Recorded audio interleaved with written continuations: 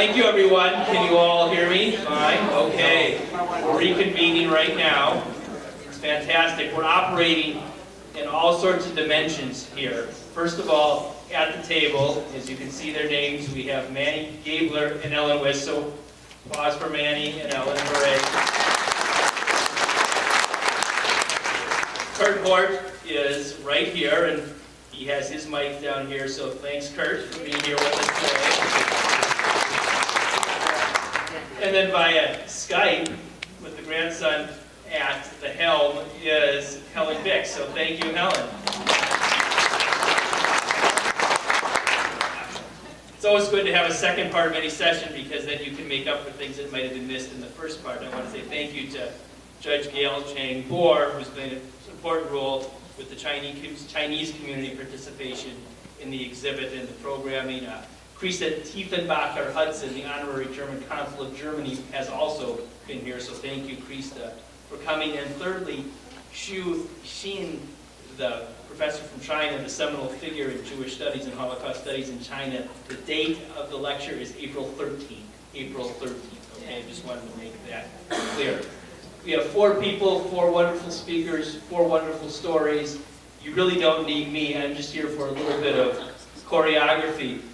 But what I thought we'd do, just to give everybody a little bit of context, is start with Kurt and Helen, who have the most memories of living in Germany before folks left for Shanghai, and then Manny and Ellen, who have very distinct memories of living in Shanghai, as well as some other remarkable coincidences between their stories. So each of these 4 people have told their stories in other settings, and we haven't really had the chance to all work together here, so everybody's patience is deeply appreciated. But we are going to start right now with Kurt. And Kurt, if you want to give us a little background about the Crystal Knot and your family and traveling to Shanghai, that'd be a wonderful place to start. Okay, Kurt? I was 17 years old when my mother, a teacher who had lost her job, and I was working for an English perfumery, came home and found a note on my dad's desk that he has been arrested, and is in the police presidium. At this time, it became known that a young Polish Jewish refugee went into the German embassy in Paris and killed a secretary because the Germans had killed his parents. Hitler had just waited for such an occasion. He made one of the most brutal attacks at the Jewish population. He arrested hundreds of thousands, put them in concentration camps, de-owned them, took their money, burned down synagogues, broke Jewish store windows, and beat up people as they found them. And my mother and I decided we were lucky that had happened and we went at home. So we went on the railroad from one end station to the other all night long before we had the guts to go home and see if we would be safe. Now, there are more stories, unbelievable, brutal, bloodthirsty stories before the gas chamber started.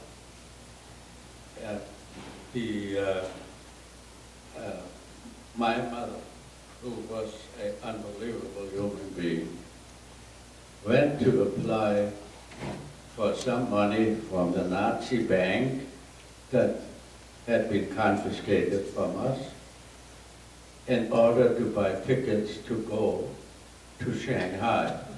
Unfortunately, all the other nations refused to take the German Jews and thus could have saved many hundreds of thousands. My mother went to the commandant of the concentration camp, Oranienburg, and she begged the SS leader with the tickets in hand that the Jewish family Horwitz, which used to be my name until I came to America, and they wouldn't give me a job with that name. And she was successful. This man sent my father home the night of Christmas, and we then moved away from our home in the suburb of Berlin to a rented home, and then prepared to move to Shanghai. Why Shanghai? I never even heard of Shanghai before. But I gotta tell you now, I don't want to take somebody else's power of talk away. Shanghai saved my and my family's life and 17,000 other European Jews, and I'm grateful for that. And the second time our lives were saved when the Nazi SS general, I think his name was Windheimer, was sent from Warsaw to Shanghai to build gas chambers for the 17,000 European Jews and for the 100,000 Russian Jews who had fled to Shanghai when the communists took over their country. Fortunately, the United States Air Force saw fit to bomb two cities in Japan and ended the war and ended that man's life, and we are here.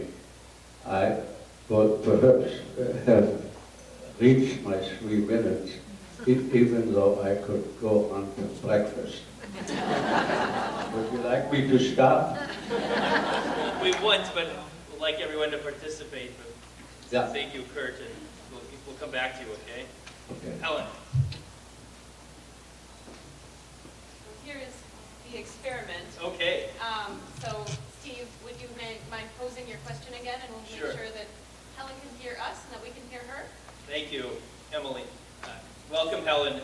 The question is, to help us put this into context, you have some memories of Germany. Kurt just talked about his experience, Kristallnacht, and afterward, and his family's. Maybe you can relate, Helen, a little bit about your memories of Kristallnacht and the journey. I believe it was 4 months, 4-month journey from Germany to Shanghai. Now, Helen, was that clear? That was, Excellent. yes. And we can hear you very well. Okay. Well, first of all, I wanted to thank my grandson for being there. It's a real pleasure, and he's a joy of my life. And I had thought he was going to introduce me, but I guess we're not doing that. So, in any case, it was 1938, November, Kristallnacht, and my stepfather was taken to Buchenwald, and the Gestapo stood in front of our store and our lodgings, and we could not go back in. My mother was able to get him out of the concentration camp, and he had a visa to go to the United States, but the quota number hadn't come on. So she found out that the one port that we could get into was Shanghai. It was an open city. It wasn't governed by the Chinese. It was under the auspices of the British and Americans and the French. They were given the ports after the Opium Wars. So the premise of him getting out of the concentration camp was that he had to leave within 48 hours. So he was able to go ahead, and then my mother tried very hard to salvage what she could of our business and our lodgings, and we had a couple that were apprenticed to our store who were able to go into the store as well as the lodgings and get things out, which she shipped ahead to Shanghai. At that time, you were still able to do that. Then she had to get exit visas from the police, from the Gestapo. Then she also had to get transit visas to go through the countries we were going to go by train to Genoa. And then she booked passage on the Norddeutsche Lloyd, which was a sailing boat. You had to buy first-class tickets, round trip, even though they knew you would never be coming back. And anyway, we went by train overland, and when the conductors came in to check your passports, it was very scary because the passports had the German passports had this big letter J in red right in front of the cover. So the conductors knew immediately that you were Jewish, and it was at their whims whether you could continue on or whether they put you off the train. But anyway, we were lucky, and we went to Genoa. We sailed about a week later. We went from Genoa to Naples, from Naples to the Suez Canal, Port Said. In fact, that's where my mother telegraphed her older sister to see if she would be able to get us into Palestine and we could get off the boat. But the British refused us entry. So we sailed from there to Aden, around the Arabian Peninsula, then to Bombay. And in Bombay, actually, I have a picture of myself on this huge elephant. There was a freight road. So that's very pleasant. And from Bombay, which is now Mumbai, of course, we went to Colombo, Ceylon, which is Sri Lanka now, and then to Hong Kong, and finally Shanghai.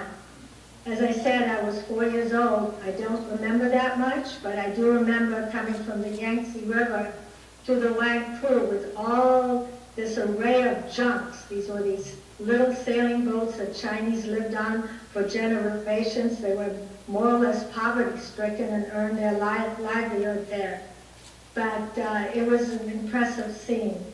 And we were fortunate that since my stepfather got there ahead of us, we were lucky that we had a place to stay with him. And my mother was able to sell some of her merchandise that she brought over, and we started a tailoring shop on Bumpingwell Road, which is one of the major thoroughfares in the international settlement. And we were very lucky. And I first went to a kindergarten, and then I went to the Shanghai Jewish School, but we'll talk later about that. But I just want to mention that we were fortunate that we didn't, like a lot of refugees came there penniless, and I should backtrack for a minute too, and say that my mother spoke 5 languages, and one of them was English, so that she was able to cope in Shanghai, where a lot of people did not know the language and didn't have any monies with them. But the Sephardic community actually, and also the Russians, but mostly Sephardic community in Shanghai helped the refugees. But a lot of them had to go to this bombed out area, which was Hongqiu. And the Sephardic community bought big warehouses where they housed people. Their quarters were very small and pretty bad, but I won't go into that now. But I just want to say how lucky we were that that's not where we had to go at the time. It wasn't until the Japanese had the proclamation in 1943 where we also had to move into Hongqiu, which was later the Hongqiu Ghetto. Thank you.